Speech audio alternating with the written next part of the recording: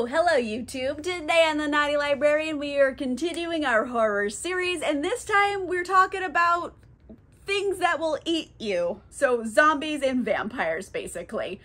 There you go. I figured that made sense if I was gonna pair anything together. And since this is one of my shorter lists, because while I have read a ton of vampire books, I wouldn't consider most of them to be horror-centric. A lot of them are more romantic or fantasy-driven, but we're gonna stick with the horror side of things. So speaking of vampires, why don't we start off with that section here? So first up, I have the Southern Book Club's Guide to Slaying Vampires by Grady Hendrix. So this one is obviously about vampires, but it's also really important to point out that it's from the perspective of a suburban mom.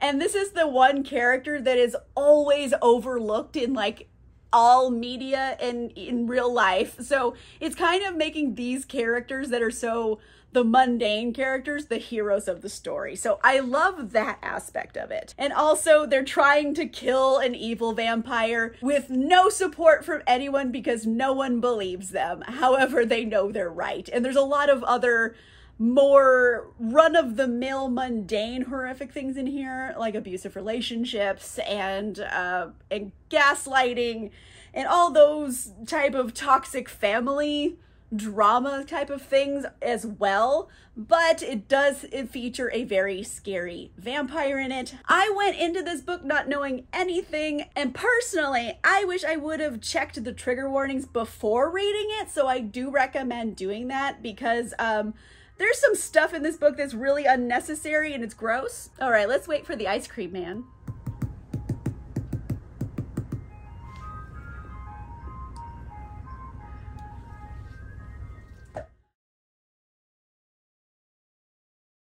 So there's like an ice cream man in my neighborhood, and he plays his song at like, frankly, a deafening decibel. Like you can hear him coming from like 3 blocks away. And you know what? I have never seen him stop the ice cream truck once. I don't know what's going on here. If this is a front or if he actually has ice cream, because I've never seen him sell a single ice cream in this thing. But anyway, let's get back to slaying vampires here. I was talking about trigger warnings. There are some things that happen on page in this book that are very triggering for some people. Personally, I don't think they needed to be on page. That's my only like gripe with it, that I feel like it's gratuitous.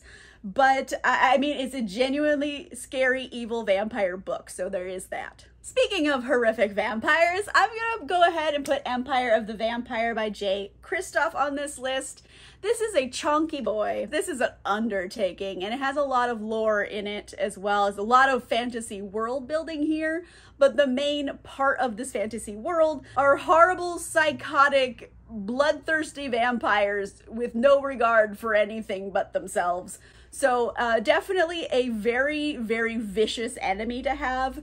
There's hordes of them, for example. So if you want good, old-fashioned, scary-ass vampires coming to get you, this book will hand it over to you. And the only thing about it that's off-putting, I would say, is that it's super long. So that might be a detractor from people wanting to read it, but it's good, scary vampires, and I love this book. I think it's amazing. Now, if you want more horrific vampires, I'm gonna recommend this graphic novel series called American Vampire. This is by Scott Snyder, Raphael Albuquerque, and Mateus Santalucro. This is the 2nd volume of it. I can't find my 1st volume, and it bothers me a lot. So the basic idea here is that this is kind of 1 part Western, 1 part film noir, and then 1 part vampire gore going on here. We have Skinner Sweet, or American Vampire, and it's kind of like a new breed of vampires for the new world. He's a cowboy, an outlaw, so that's your Western era stuff. However, you know, vampires, immortal. So time goes by. Now we're kind of in like golden age of Hollywood, 1930s, 1940s. And perhaps he makes another vampire, and they have a very intense and complicated relationship with each other. I love vampire stuff. I love Western stuff. I like film noir sometimes. So like this is kind of a trifecta for me. And last up, I want to recommend Certain Dark Things by Silvia Moreno Garcia. And this one is like a a really interesting take on vampires. So this takes place in Mexico, and the vampires in this world are kind of based more around like Aztec mythology. And I don't want to say more, but it's also, you know, they have to solve a mystery in here, and there's maybe even like a splash of romance in there. But it was really interesting to throw in like the Latinx treatment to vampires and create a new mythology out of them. So for world building alone, I definitely recommend. I think it's really good. All right, so that covers vampires for now. Let's get into some zombie goodness. You know what? I'm putting Leviathan Wakes by James S.A. Corey on this list. Now, this is definitely sci-fi. Don't get me wrong. However, it's also a detective noir type of story. And also, hey, there's like a kicker here, a twist, there's zombies. So Leviathan Wakes is really kind of a story about a zombie apocalypse, and I don't think enough people know that. So here we are. I had to recommend it because it threw me for a loop when I read this, because I just thought this was gonna be like space noir, and I'm like, oh, nope, zombies, they're there too. There's a whole bunch of books in this series that are already out. I'm not sure if it's complete, so I'm just not even gonna speculate. It might be, I don't know, but there's a lot of books already out in the series. It did form a TV show called The Expanse, which I have not seen either. I'm doing a terrible job of recommending this, but yes, space noir, zombies. It's got it all, everybody. So while we're on the topic of space zombies, why don't we talk about Contagion by Erin Bowman. It has been many years since I read this book, but it has always stuck with me as being like horrific. And I wish I could tell you more of the plot, but again, it's been at least 5 years since I've read this, but I keep it on my shelf even if I don't remember exactly what happened, because it was a good, scary book. So essentially there's this crew on a ship and they get a distress call and they're gonna go investigate it. It's like this foreign, like, I don't know, colony.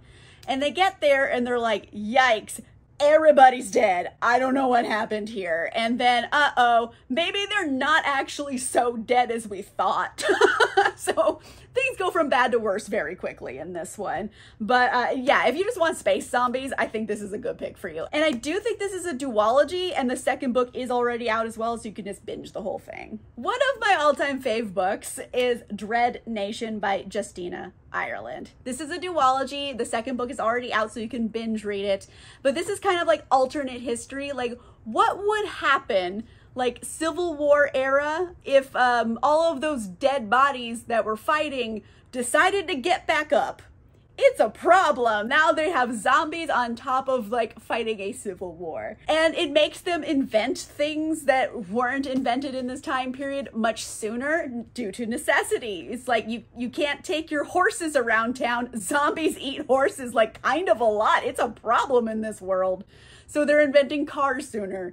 It's kind of just interesting from the history perspective and how the world would have been different if, all of those soldiers got back up and started eating people. We're following Jane. She is a young woman and she's a woman of color in this world, mind you. I mentioned Civil War era. And you would think, hey, let's all like get together and focus our energies against the zombies and like forget about racism. That would be nice, but you'd be wrong because it's still there. So a lot of people of color in this era are kind of forced into combat school so they could be bodyguards and kill zombies for people. There's a lot going on here in this book that I'm not even scratching the surface of. Oh man, this is incredible, and there is a second book already out. I absolutely loved The Girl with All the Gifts by M.R. Carey. So this is kind of post-apocalyptic fungus zombies. If you like The Last of Us, you'd probably get into this one as well, except this one in particular is from the perspective mainly of this little girl. In this world, the zombie fungus has taken over. There's not a lot of survivors left. And the thing is, whilst everybody is catching zombieism, I guess, through spores, some of the people who were infected were pregnant, and they still managed to give birth to babies. And the babies are fundamentally very different because they are very much infected with the zombie virus, but it's kind of a weird mutation where their body kind of works with it and they have like thoughts and they can think and they don't have to attack people. But mind you, they're children. They don't have good decision-making skills yet. So it kind of takes like zombie apocalypse to a different level because now we're dealing with children, and also what is the world gonna look like? What's the future for the world?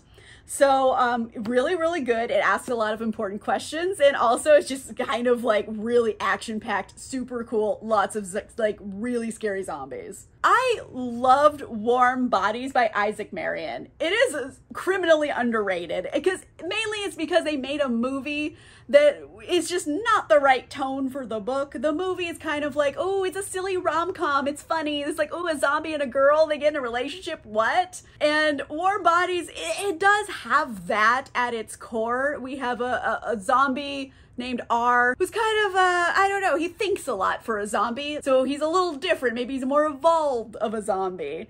And one day, he eats a guy, and this guy was in love with this girl, and now all of those memories are in him, so now he's in love with this girl. So it's a whole thing. That's just the premise, and it was a movie, so I don't feel like I'm spoiling things. But the world itself and the world building and what's happening outside of it and the implications, it's a much larger story than just that. Also, it's much darker. And actually, it has a prequel and a sequel book already out. So if you want more story, there is more story. And this one is just like a good fun time. And last up on this list, I have Breathers by S.G. Brown. I tell people about this book and I haven't met a single other person who has read it except for me. And I love this book. I lent it to an ex-boyfriend and I literally tracked him down just to get my book back. Like, I didn't want to date him anymore, but like I wanted my book back. That's how much I liked it, okay? This is a bit more of a comedic take on zombies. In this world, like, yeah, zombies are just a thing. They keep coming back. And they're a problem, but they're not the worst problem. Like, people have figured out ways to control, like, the zombie population and their urges to eat people. And most of them can still think. So they're, you know, they just happen to be undead. There's a lot of, like, undead anonymous meetings in here. So it's really cheeky how they're, like, incorporating zombies into the modern world. And it's also, like, a little bit of a love story, surprisingly. And, of course, things can't stay nice and neat in this world where zombies are perfectly controlled because zombies are still zombies at the end of the day. And, yikes! There's a lot of carnage. But it's really, really fun. And again, I hunted a guy down to get this back, so I had to put it on this list. All right, so that is a complete list of things that eat people, I guess. That's the category of horror, I suppose. And that all being said, this is just my personal list. These are all books I have read and want to recommend to people. So maybe your favorite book isn't on this list. If I missed something that definitely has to be there, go ahead and leave it in the comments down below. And I will be back again next week with another episode of my horror saga here. So it's coming. There's going to be even more scary books for you. If you like this video, make sure you give it a like. If you want to see more videos, make sure you subscribe. And if you want cool exclusive content, including early access to videos or a book club, you can consider becoming a channel member or a patron. Links for that are in the description down below. And on that note, I'll see you guys soon. Goodbye.